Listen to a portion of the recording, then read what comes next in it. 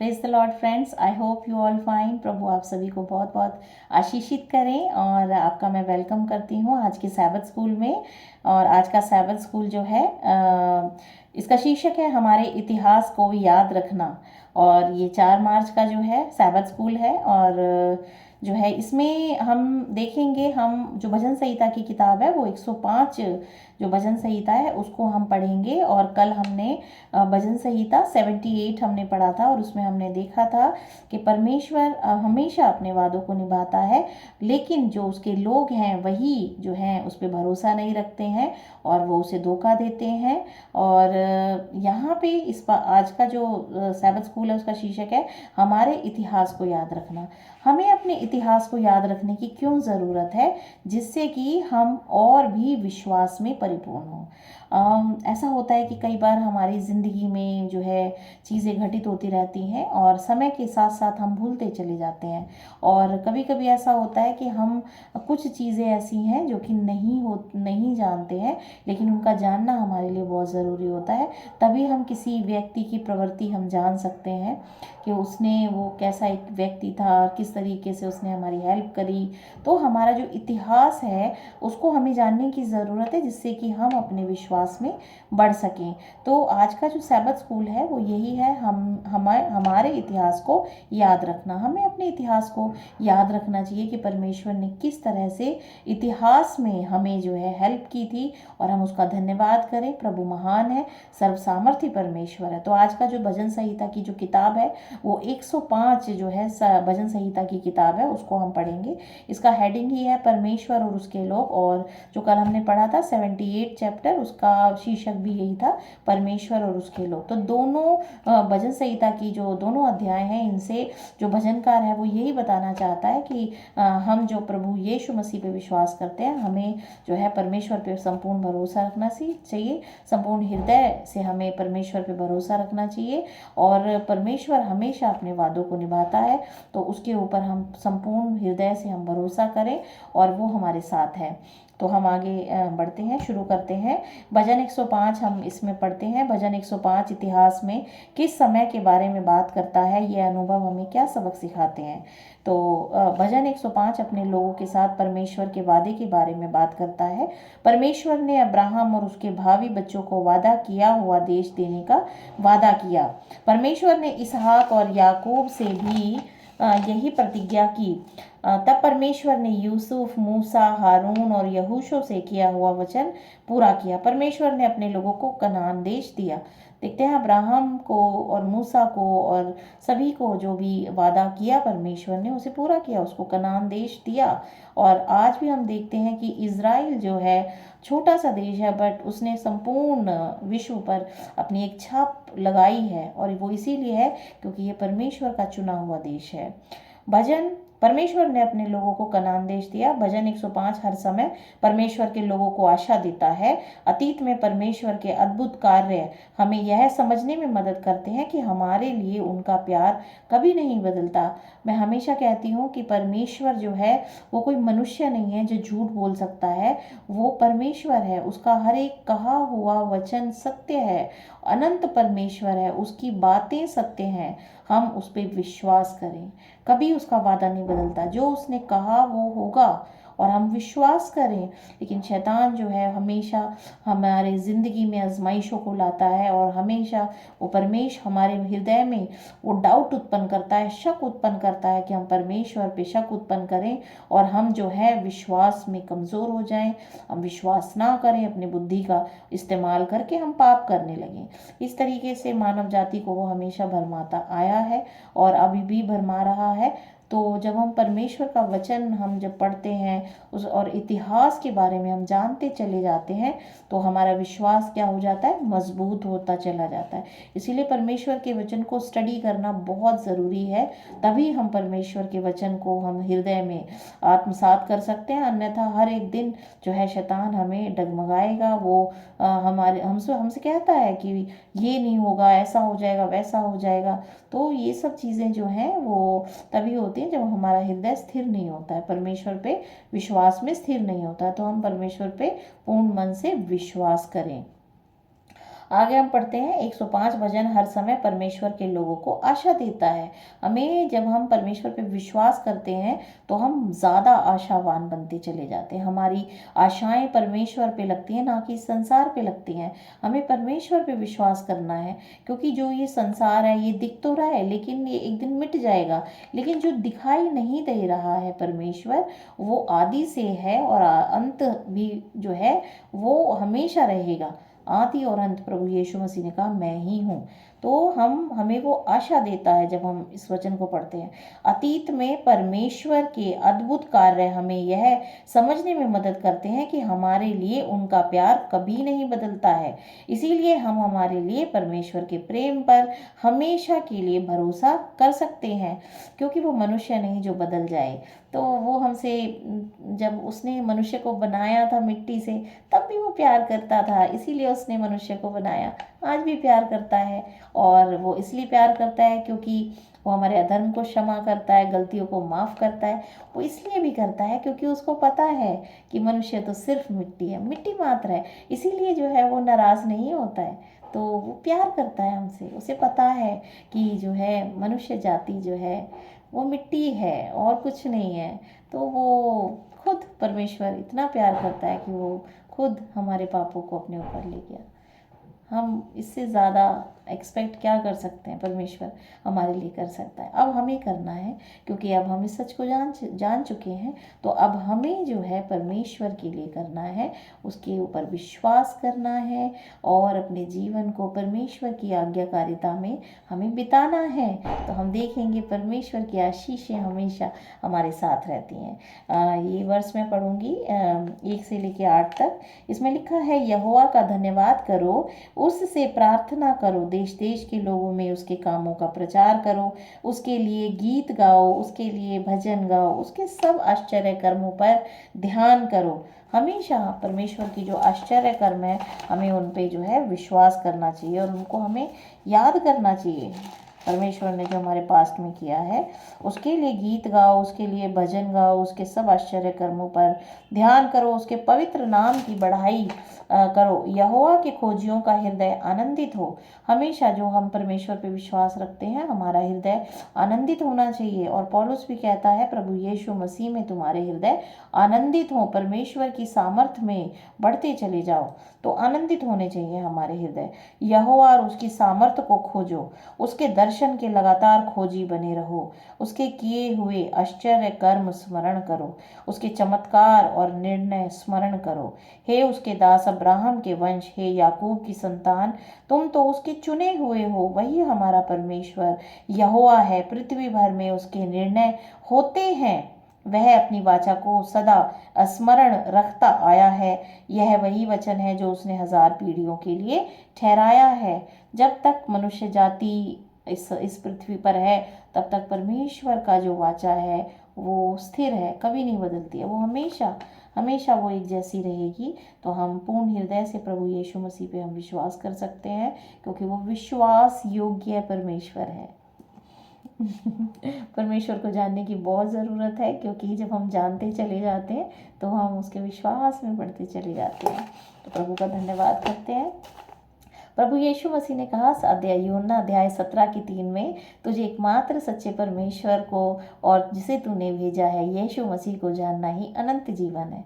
अब देखेंगे इस जीवन में आप जब परमेश्वर को जानने लग जाते हैं, जानते चले जाते हैं, तो आपका जीवन एक अनंत जीवन में तब्दील हो जाता है, और आपका हृदय जो है संतुष्ट हो जाता है, शांत हो जाता है, शांति प्राप्त करता है। वो भरोसा करता है परमेश्वर पे, वो खुद पे नहीं करता है।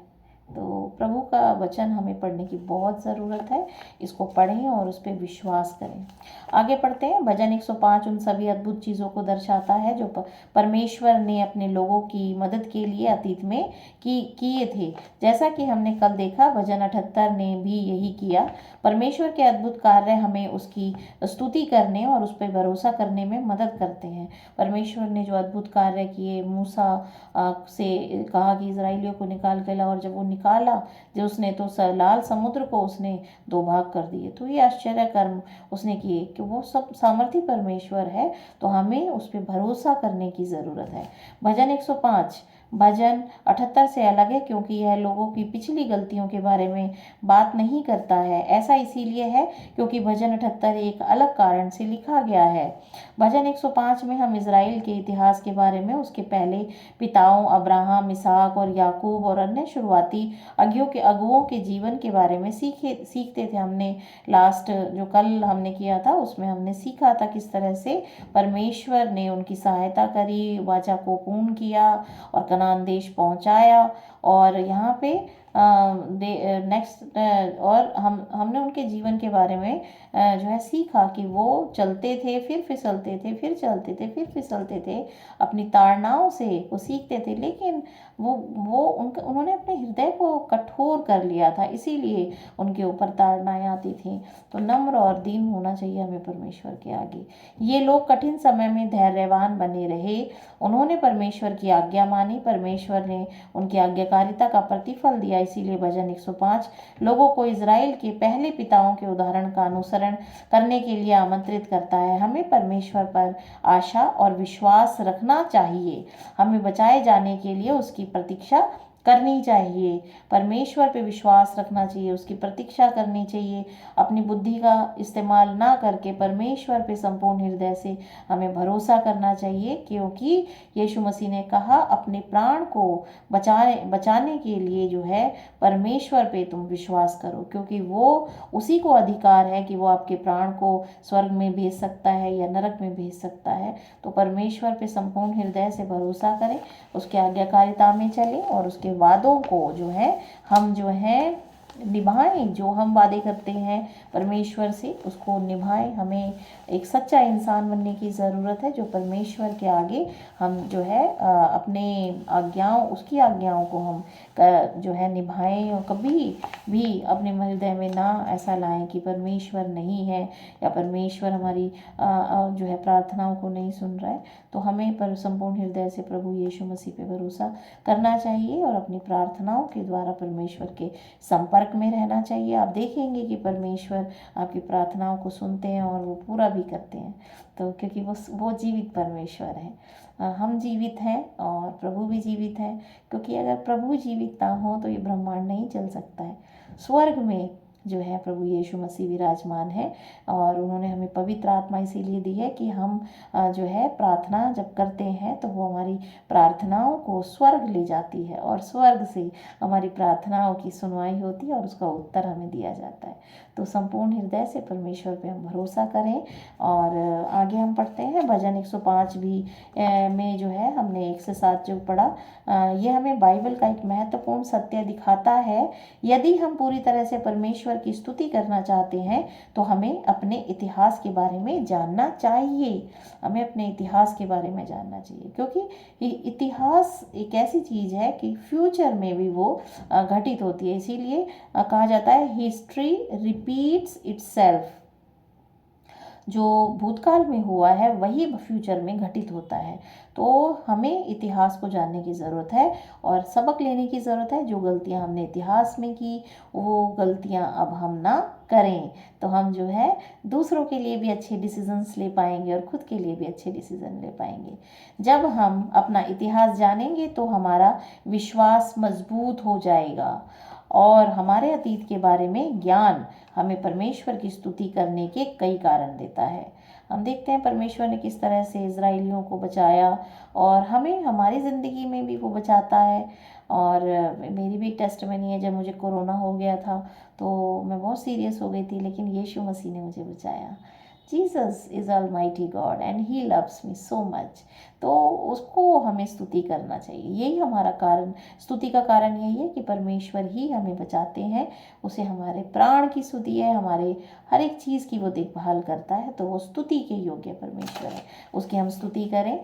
भजन 105 में भजनकार ने परमेश्वर के लोगों को अब्राहम और याकूब की संतान का नाम दिया है। और भजन 105 की 6 जो है हम पढ़ेंगे, इसमें लिखा है, हे उसके दास अब्राहम के वंश, हे याकूब की संतान, तुम तो उसके चुने हुए हो। हम चुने हुए हैं, यीशु मसीह ने हमें चुना है। यीशु मसीह ने कहा बुलाए तो बहुत गए हैं लेकिन चुने बहुत कम हैं। तो हमें परमेश्वर ने चुना है, अपने पुत्र यीशु मसीह में, यीशु मसीह के द्वारा हम बुलाए गए हैं कि हम पवित्र बने। वचन बताता है कि तुम मसीह में बुलाए गए हो पवित्र बनने के लिए, क्योंकि परमेश्वर पवित्र है और हम भी पवित्र बने। इसीलिए हमें चुना है कि हम पवित्र बने, हम कोई भी गलत काम अपने जीवन में ना करें, बल्कि संपूर्ण हृदय से परमेश्वर पे भरोसा रखें और अपने जीवन को समर्पित करें और अपने जीवन में परमेश्वर की आज्ञाओं में बने रहें। और यही जो है हमारी ज़िंदगी के लिए एक सौभाग्य है। अब आगे हम पढ़ते हैं। ये नाम हमें दिखाते हैं कि इज़राइल एक लोग बन गया, क्योंकि परमेश्वर ने अब्राहम से अपना वादा निभाया। और हम देखते हैं उत्पत्ति अध्याय 15 की 3, 4, 5, 6 में पढ़ेंगे। यहाँ पे लिखा है, देखिए अब्राहम से भी परमेश्वर ने वादा किया और वो उसे निभाया। और उसमें लिखा है, और अब्राहम ने कहा, मुझे तो तूने वंश नहीं दिया, और क्या देखता हूँ कि मेरे घर में उत्पन्न हुआ एक जन मेरा वारिस होगा। तब यहोवा का यह वचन उसके पास पहुँचा कि यह तेरा वारिस ना होगा, तेरा जो निज पुत्र होगा वही तेरा वारिस होगा। और उसने उसको बाहर ले जाके कहा, आकाश की ओर दृष्टि करके तारागण को गिन, क्या तू उनको गिन सकता है? फिर उसने उनसे कहा, तेरा वंश ऐसा ही होगा। और उसने यहोवा पे विश्वास किया, और यहोवा ने इस बात को उसके लेखे में धर्म गिना। हम देखते हैं परमेश्वर पे जब कोई भी व्यक्ति जब विश्वास करता है तो वो एक धर्मी व्यक्ति ठहरता है। तो हम परमेश्वर पे विश्वास करें और उसके विश्वास में बढ़ते चले जाएं, और वो हमें बहुत आशीषें देने में जो है हमेशा जो है वो देना चाहता है आशीषें। आगे लिखा है, भजनकार लोगों को याद दिलाता है कि पूरी पृथ्वी उनके परमेश्वर यहोवा के नियंत्रण में है। और देखते हैं भजन संहिता 96 अध्याय उसकी पहली वर्ष बताती है, परमेश्वर सर्वोच्च राजा है, यहोवा के लिए एक नया गीत गाओ, हे सारी पृथ्वी के लोगों यहोवा के लिए गीत गाओ। और 97 की 1 वर्ष बताती है, परमेश्वर सर्वोच्च राजा है, सर्वोच्च शासक है, यहोवा राजा हुआ है, पृथ्वी मगन हो और द्वीप जो बहुतेरे हैं वह भी आनंद करें, क्योंकि यहोवा परमेश्वर ही सच्चा परमेश्वर है। यह सर्वशक्तिमान परमेश्वर सभी लोगों से उतना ही प्रेम करता है जितना वह अपनी प्रजा इज़राइल से करता है। देखें कि संपूर्ण पृथ्वी पे 800 करोड़ लोग हैं, वो सभी को पालता है, सभी को खाने के लिए देता है, ऑक्सीजन देता है, एवरीथिंग प्रोवाइड सेम। सो कभी भी वो परमेश्वर जो है भेदभाव नहीं करता है। तो सर्वशक्तिमान परमेश्वर सभी लोगों से उतना ही प्रेम करता है जितना वह अपनी प्रजा इज़राइल से करता है। भजन 105 हर युग में हर किसी के लिए प्रभु पर भरोसा करने का निमंत्रण है। निमंत्रण यही है कि जो भी प्रभु यीशु मसीह पे विश्वास करेगा वो धर्मी ठहराया जाएगा, क्योंकि वचन बताता है, यूहन्ना अध्याय 3 की 16 में लिखा है, परमेश्वर ने जगत से ऐसा प्रेम किया कि उसने अपना इकलौता पुत्र दे दिया कि जो उस पर कोई विश्वास करे तो वो नाश ना हो बल्कि अनंत जीवन पाए। तो हमेशा प्रभु यीशु मसीह पे हम विश्वास करें, उसको खोजें, उसको जानें। वो बहुत ही महान सामर्थ्य प्यार करने वाले परमेश्वर हैं। और आगे लिखा है, 7 डे एडवेंटिस्ट के रूप में हम अब्राहम की संतान कैसे हैं? हम क्योंकि हम वादा की हुई संतान हैं। उत्तर के लिए गलातियों 3:29 पढ़ें, हम इज़राइल के इतिहास से क्या सबक सीखते हैं। तो